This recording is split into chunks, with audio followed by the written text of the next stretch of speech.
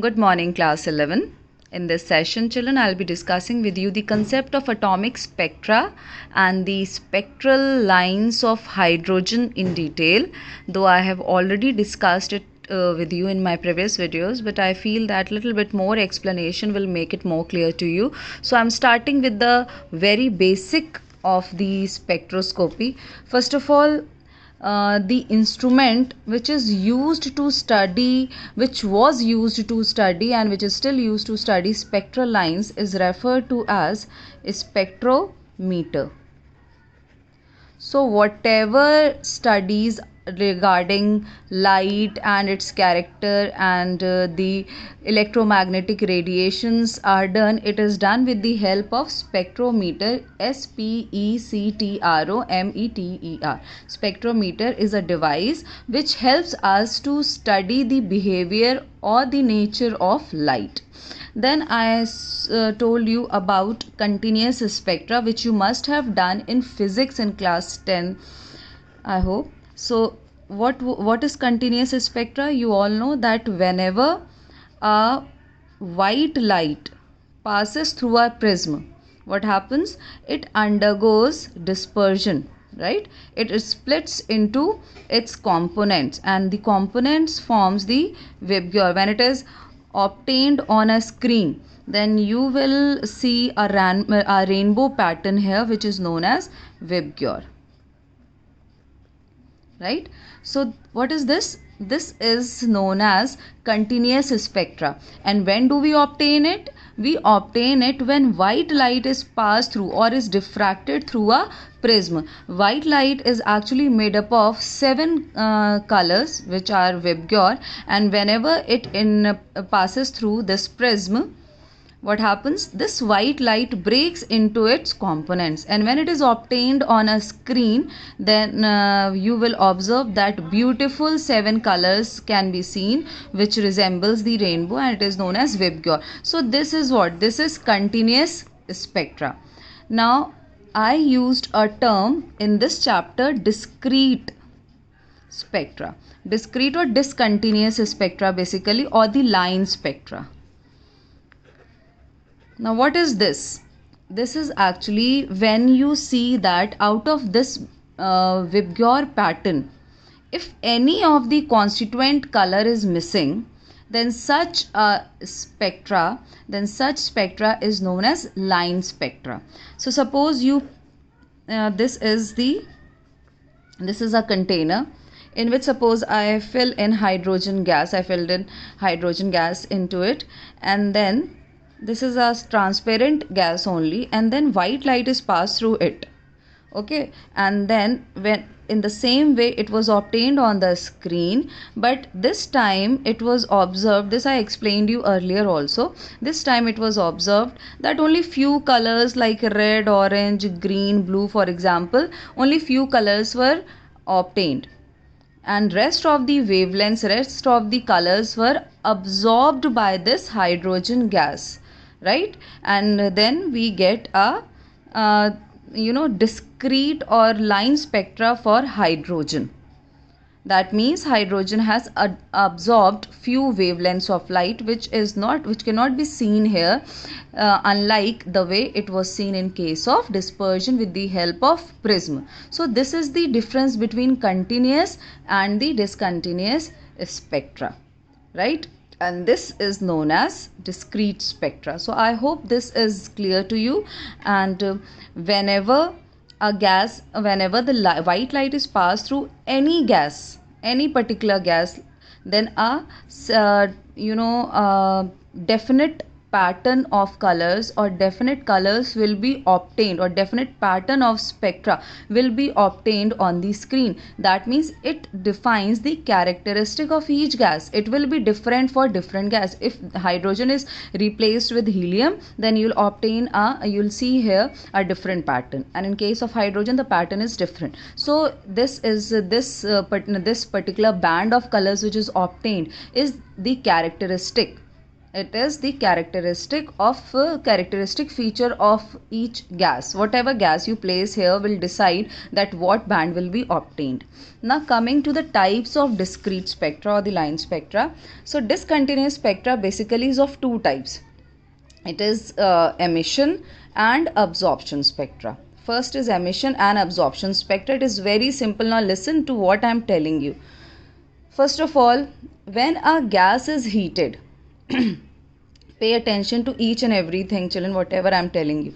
When a gas is heated, its electrons, gas means obviously the gas is made up of atoms only. Each matter has atom. So gas is a matter here made up of atoms, and atoms comprises of electrons. So the electrons present in the gas, it will absorb that heat energy and will have a tendency to move to the excited state. As I told you that whenever you supply energy to an atom from outside, it has a tendency to move from ground state to the excited state. This is what is happening here. The gas, when it is absorbing energy, it is moving from ground state to excited state. The electrons in the excited state are unstable. This was also told to you in my previous video. The electrons in the excited state have high energy, and when they have a high energy, they are not stable. So it will have a tendency to come back to its ground state by emitting out radiations. Please try to understand again. Whenever a gas is heated, what will happen? The atoms, the electrons in the gaseous atoms will have a tendency to move to the excited state by gaining energy. But in that excited state, it is not stable. So it will have a tendency to come back to the ground state. And as I told you earlier, that whenever a gas, whenever an electron come back to its ground state, it emit out radiations in this way. Delta E is equal to h nu, and nu is the frequency of the emitted out radiations. Now when those radiations were analyzed with the help of spectrometer, or when it was studied with the help of spectrometry, then it was observed that this type of pattern could be seen. That means it had a black background, which I tried to show you here with the help of this shading done with the pencil. So it contained a dark background with few colored bands. Now why this kind of pattern was obtained? This kind of pattern was obtained because when the gas was heated, it acquired that energy and used that energy to move to the excited state, and when it came down to the ground state, it emitted out radiations, and those emitted radiations had only few wavelengths of light. It is not that same continuous spectra that is obtained when white light is passed through prism, as you saw in case of continuous spectra, because here matter is interacting with light. Okay, so the gas, whatever energy it absorbed to move to the excited state, the same energy it is emitting out in the form of radiations to come back to the ground state, and that energy or the wavelengths of the radiations could be seen in this form of band, and these are seen in the form of colored band. This is just an example. It will be variable depending upon what gas you are taking into account. So this type of spectra is known as emission spectra. Why? Because radiation is being emitted out, or the energy is being emitted out in the form of radiation. So you will obtain this. That means rest of the energy of the light, rest of the wavelengths of the light what was absorbed by the gas itself. Okay, that is not seen here. Only those radiations which are reflected out, which is emitted out, could be seen here in the form of colored bands, and this is known as emission spectra. Now moving on to the absorption spectra. What happens in case of absorption spectra? In this case the gas was heated, but in this case the gas is in cold state.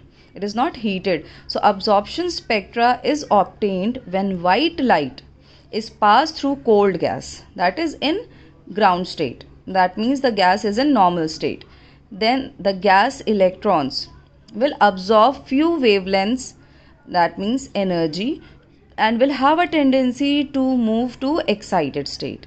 Now those missing wavelengths of light which was absorbed by the cold gas will appear in the form of dark bands in the same continuous spectra. Otherwise, this spectra would have appeared in the form of vacuole. But since few wavelengths of light was absorbed by this cold gas, now it could be seen in the form of dark bands in this spectral diagram. So this is known as absorption spectra. So basically children, what happens in case of emission spectra, this type of spectral diagram is obtained when the electron jumps back from excited state to ground state, emitting out the radiations, and those radiations appear in the form of colored bands with the dark background. Whereas the absorption spectra is obtained when a white light is passed through this gas, any gas which is in normal state at room temperature, then what happens, the electrons gain energy or tends to acquire those or absorb few wavelengths of light, because those wavelengths correspond to energy also, and that energy is utilized by the electron in moving to the excited state.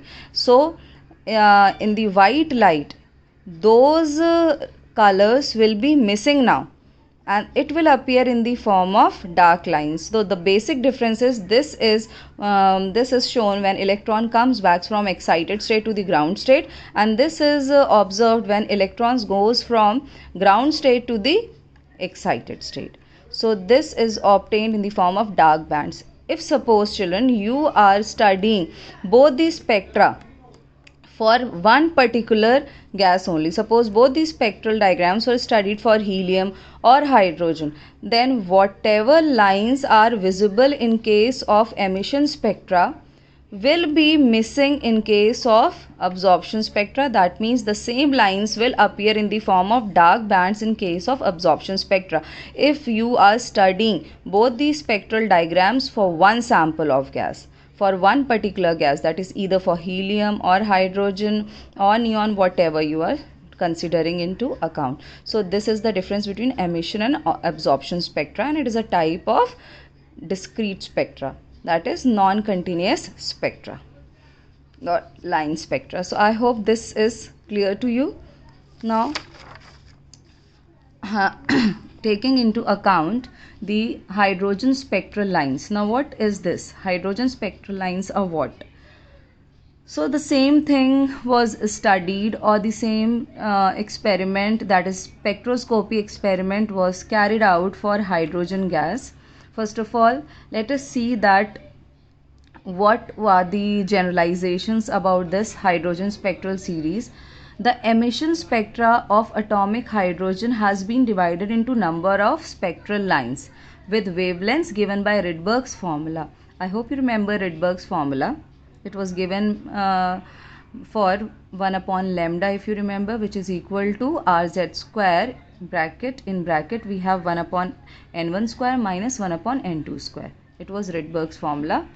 It was observed due to electron making transitions between two energy levels. So basically this type of spectral lines, hydrogen spectral lines, were observed only because of the electronic transitions, either electron moving from lower energy level to higher or higher to lower. The classification of series was important in the development of quantum mechanics. So children, all these spectral studies and whatever studies or researches were made before quantum mechanics helped in the development of quantum mechanics, which is a very important branch. And then the series were formulated depending upon the energy level to which the electron was returning from the higher energy levels.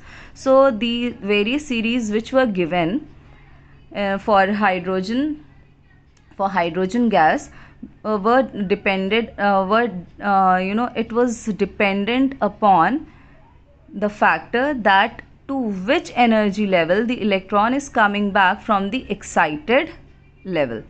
So here is the diagram, children. We have the following series: Lyman series, Balmer series, Paschen series, Brackett series, and Pfund series.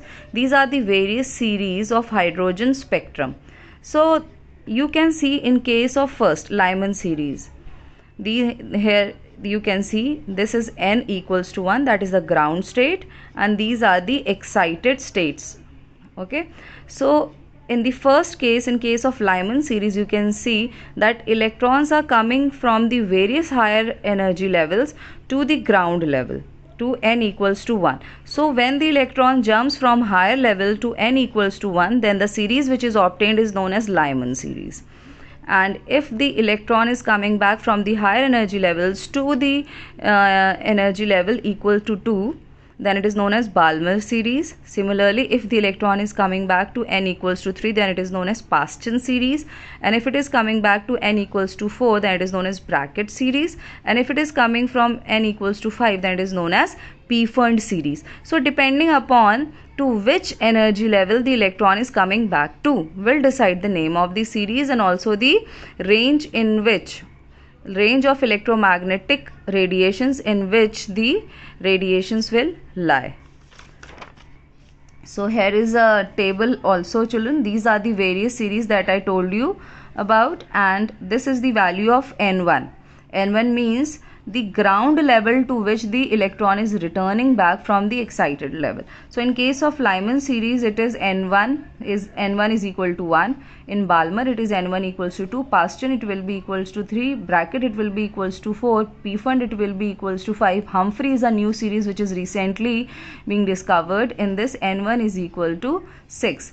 And n2 will be, in case of Lyman, n2 will be any energy level but more than 1, because n1 is already 1. So n2 will be 2, 3, 4, 5 or anything. So in case of Balmer, it will be more than 2, that is 3, 4, 5, 6, anything. Similarly, if I am talking about Brackett, then it will be more than 4. n2 will be more than 4, that is 5, 6, 7, 8, anything. And you can see the region here. While coming back, the radiations which is emitted by the electron will fall in UV region in case of Lyman. In case of Balmer, it will form in visible region, that means it will be visible to us, and in case of other series, it will fall under infrared region. So children, basically this helps in finding out the region in which the particular wavelength will lie, particular frequency will lie. And here is the formula, Rydberg formula, that I have already deduced it in my earlier lectures. It is equal to 1 upon lambda Rz square into 1 upon n1 square minus 1 upon n2 square. So n1 means we are talking about these, n2 means we are talking about these. You have the questions also in NCERT based upon this formula. Okay, and try to solve those numericals, children, and I'll discuss your doubts with me. So this is all about the spectral lines of hydrogen, and in my next class, children, I'll discuss 2 more important topics before moving on to the quantum mechanical model, because these discussions are important. Then only you will be able to understand the quantum mechanical model properly. So please do revise these topics, children, and in case of any doubt, please message me that this particular topic or this particular concept is not clear to you. Children, it is very well understood that these topics are extremely new to you, and suddenly you will find that there is a huge transition in the syllabus, right? But then it is class 11, you have to do everything and you have to increase your study hours. There is no other choice, children. You are a science student now and you are in class 11. You have to think of your competitions also, of your class 11th exam, of your board exam also, because whatever you are doing in class 11 will help you in your class 12, because you, with whatever concepts you are learning in class 11, will be applicable in class 12's chapter. So children, please be cooperative, and whatever problem you have, feel free to discuss it with me, and keep on updating your notes on everyday basis. Thank you, children. Take care.